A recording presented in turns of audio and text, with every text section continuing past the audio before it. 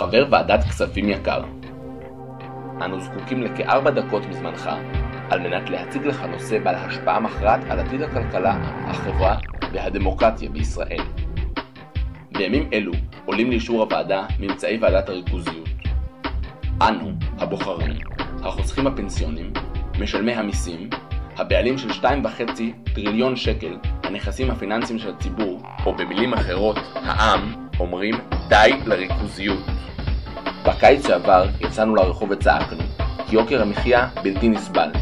טובי הכלכלנים בארץ העידו שהמבנה הריכוזי של המשק פוגם בתחרותיות, והוא אחד הגורמים המרכזיים ליוקר המחיה.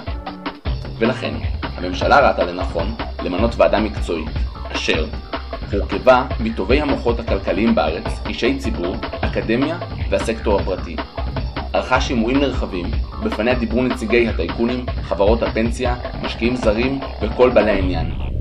קיבלה רוח גבית בעקבות אירועי המחאה, ישבה במשך 1.5 שנה, איבדה 6 מתוך 10 חברים, עקב לחצים של הטייקונים. אנחנו לא מבינים גדולים בכלכלה, ועל כן הסמכנו אותך, כנבחר הציבור, לפעול ולייצג אותנו נאמנה. הסמכנו אותך לפעול להוזלת יוקר המחיה על ידי הגברת התחרותיות. הסמכנו אותך לפעול לייצוג הולם שלנו כמפקידים בבנקים, כמשקיעים דרך קרנות הפנסיה וקרנות הנאמנות, ולא לתת לטייקונים לשלוט בכסף שלנו דרך הפירמידות, במינוף שבנק ישראל קבע שהוא מהווה סיכון מערכתי. הסמכנו אותך לפעול שהכסף שלנו בבנקים, או כמשקיעים דרך קרנות הפנסיה וקרנות הנאמנות, ילך למתן אשראי לכל העסקים במשק, לקידום תחרותיות, ולא רק לעסקים של הטייקונים, וזאת על ידי הפרדה בנכסים ריאליים לפיננסים. ומה קיבלנו? עוד ועדה שממצאיה נראים יותר כמו גבינה שוויצרית, מאשר חוק מקיף המטפל בשורש הבעיה. נשמע מוכר?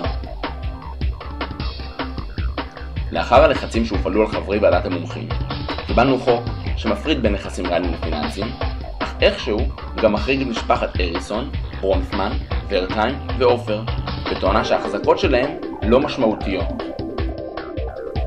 אבל כל אחד יודע שלאריסון יש את הבנק הגדול במדינה, וגם את חברת הבנייה הגדולה במדינה. למשפחת ורטהיים יש גם את קוקה קולה, את טרה וגם את בנק מזרחי. למשפחת עופר יש את רשת הקניונים מהגדולות במדינה וגם את בנק מזרחי.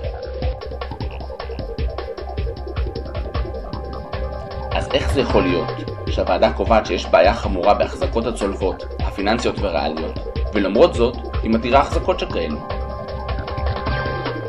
קיבלנו חוק שלכאורה מפרק את הפירמידות, אך בעצם מאפשר קיום של 2 שכבות, ואף נותן יתרון לפירמידות הקיימות על ידי כך שמאפשר להן להישאר עם 3 שכבות.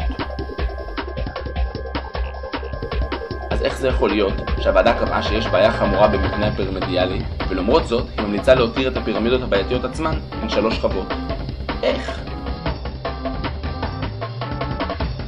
נגיד בנק ישראל, הפרופסור סטנלי פישר, אמר על ממצאי דוח הביניים של הוועדה: יש מעט מדי חברות שיושפעו מההמלצות של הוועדה בנושא הפרדה בין נכסים ריאליים ופיננסיים.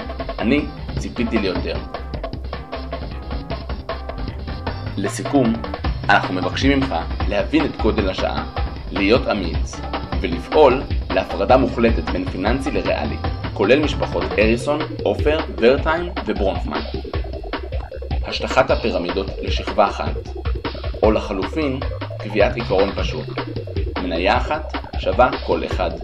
כך בעל השליטה יצביע עם כמות ההון האמיתית שלו, ולא יצביע בשם הציבור.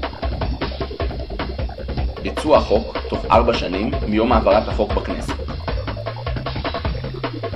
הטייקונים אינם אויב העם. רובם פעלו במסגרת החוק, חלקם עשו מניפולציות במסגרתו. הגיע הזמן לשנות את החוק. עמוד איתן מול לחצי הטייקונים, וייצג אותי נאמנה.